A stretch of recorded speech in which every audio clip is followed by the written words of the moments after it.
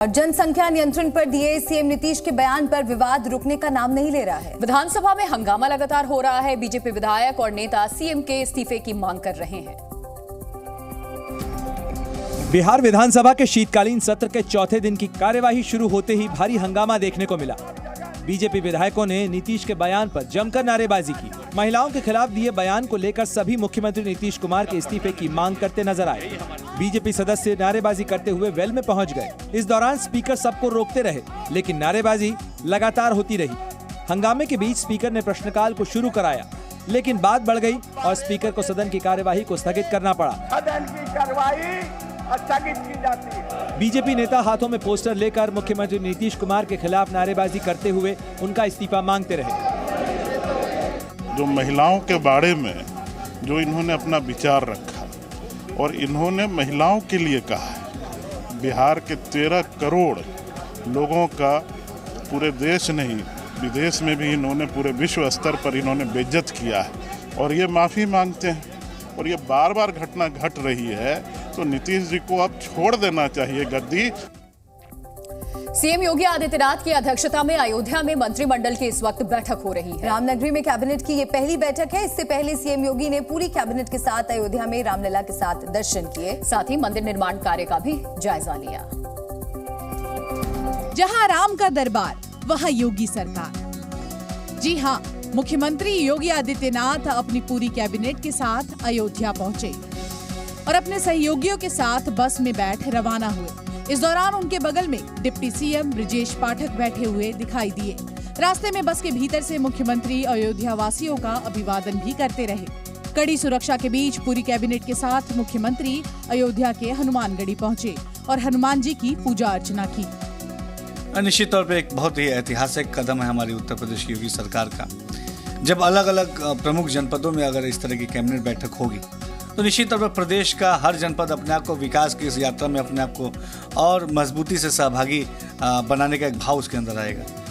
यहाँ से पूरी कैबिनेट प्रभु श्री राम के दरबार में पहुंची और निर्माणाधीन श्री राम जन्मभूमि तीर्थ क्षेत्र का निरीक्षण किया और रामलला के दर्शन पूजन किए।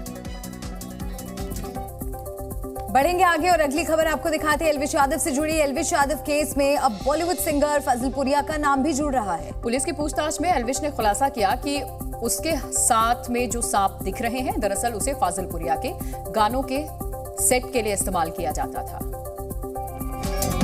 Big boss winner Elvish Yadav की रेव पार्टी केस में एक बड़ा मोड़ आ गया है। नोएडा पुलिस की पूछताछ में एल्विश यादव ने बड़ा खुलासा किया। एल्विश ने दावा किया कि सांपों का अरेंजमेंट बॉलीवुड सिंगर फजलपुरिया अपनी शूटिंग के लिए करता था।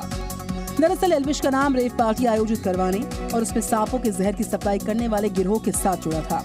इसके बाद नोएडा पुलिस ने एल्विश को पूछताछ के लिए बुलाया था।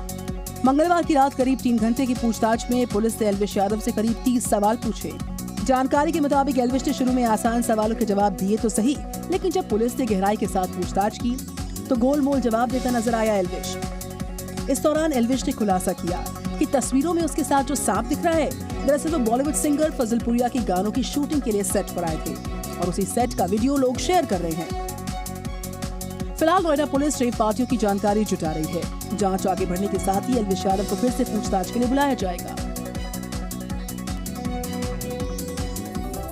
पड़ोसी मुल्क पाकिस्तान अपनी हरकतों से बाज नहीं आ रहा। लगातार सीजफायर तोड़ रहा है। रामगढ़ सेक्टर में फायरिंग से घायल जवान शहीद हो गया। एलओसी पर रामगढ़ सेक्टर में पाकिस्तान की फायरिंग में घायल बीएसएफ का जवान शहीद हो गया है। फायरिंग के दौरान घायल होने के बाद इस जवान को रामगढ़ कम्युनिटी अस्पताल में भर्ती करवाया गया था और वहां से उसे मिलिट्री अस्पताल जम्मू के लिए रेफर कर दिया गया, लेकिन घायल जवान को बचाया नहीं जा सका। अनप्रोवोक्ड सीजफायर वायलेशन की घटना पाकिस्तान के द्वारा की गई है और इसका मुकाबला डट करके हमारे बहादुर जवानों ने, अधिकारियों ने किया है और इसमें एक सर्वोच्च बलिदान हमारे एक साथी ने दिया है। साथ ही रामगढ़ सेक्टर में पाकिस्तान की फायरिंग की वजह से बॉर्डर से सटे गांवों में लोग दहशत में हैं। अपने बच्चों को स्कूल भेजने के लिए दूसरे गांवों में जा रहे हैं। कोई अपने बच्चों को स्कूटर से स्कूल छोड़ रहा है तो कोई उसे पैदल ही दूसरे गांव ले जा रहा है, क्योंकि लगातार फायरिंग की वजह से स्कूलों ने बॉर्डर से सटे गांवों में बस भेजने से इनकार कर दिया है। जानकारी के मुताबिक रामगढ़ सेक्टर में रात भर फायरिंग होती रही। फायरिंग की वजह से फसलों को भी काफी नुकसान पहुंचा है। जम्मू कश्मीर के शोपियां जिले में सुरक्षा बलों और आतंकवादियों के बीच मुठभेड़ में बड़ी कामयाबी मिली है। सुरक्षा बलों ने टीआरएफ के एक आतंकी को मार गिराया है। बताया जा रहा है कि ये मुठभेड़ बुधवार गुरुवार की मध्यरात्रि में शोपियां के कैथो हलान इलाके में हुई, जहां सुरक्षा बलों ने प्रतिबंधित आतंकी संगठन टीआरएफ से जुड़े एक आतंकी को मार गिराया है। हालांकि अभी तक मारे गए आतंकी के नाम का खुलासा नहीं हुआ है। मारे गए आतंकी के पास से भारी मात्रा में हथियार और गोला बारूद बरामद किया गया है। वहीं सुरक्षा बल इलाके में सर्च ऑपरेशन चला रहे हैं, जिससे ये सुनिश्चित हो जाए कि इलाके में कोई आतंकी मौजूद नहीं है। आपको बता दें कि जम्मू कश्मीर में आतंकियों के सफाई के लिए सेना और जम्मू कश्मीर पुलिस के जवान लगातार अभियान चला रहे हैं। इस दौरान आए दिन सुरक्षा बलों और आतंकियों के बीच मुठभेड़ हो रही है। पिछले महीने भी सुरक्षा बलों और आतंकियों के बीच एक मुठभेड़ में 5 आतंकी मारे गए थे।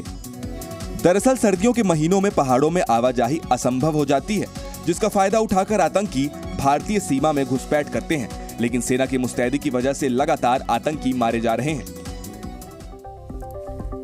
और अब बात करते हैं दिल्ली की। दिल्ली में तमाम कोशिशों के बाद भी प्रदूषण में कमी नहीं हो रही है। दिल्ली की हवा जहरीली बनी हुई है। पर्यावरण मंत्री ने इसे लेकर के मीटिंग भी बुलाई है। दिल्ली लगातार गैस चेंबर बनी हुई है। ज्यादातर इलाकों में आज भी AQI 400 के पार है। दिल्ली में प्रदूषण के गंभीर हालात को लेकर दिल्ली के पर्यावरण मंत्री गोपाल राय ने अहम बैठक बुलाई है।